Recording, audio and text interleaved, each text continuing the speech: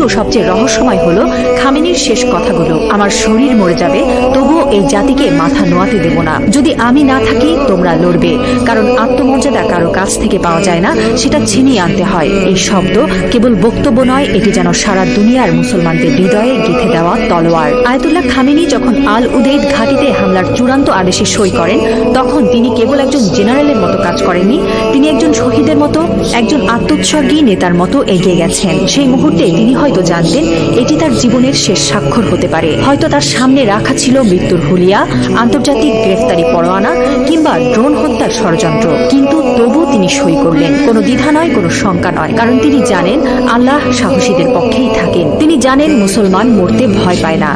যারা আল্লাহর পক্ষে থাকেন তারা জানে মৃত্যু মানেই পরাজয় নয়, বরং আত্মত্যাগী বিজয়ের শুরু। এই একজন মানুষ এখন আর কেবল ইরানের নেতা নন, তিনি হয়ে উঠছেন সারা বিশ্বের মুসলিম উম্মার প্রতীক। একজন বিশ্বাসী, একজন অটল মুজাহিদ, একজন সাহসী পিতার মতো তিনি বলছেন, আমি থাকি বা না থাকি তোমরা লড়বে। হ্যাঁ মুসলিম উম্মাহ, তোমরা মাথা নিচু করো না। লা ইলাহা ইল্লাল্লাহ, আল্লাহ ছাড়া আর কোনো ইলাহ নেই।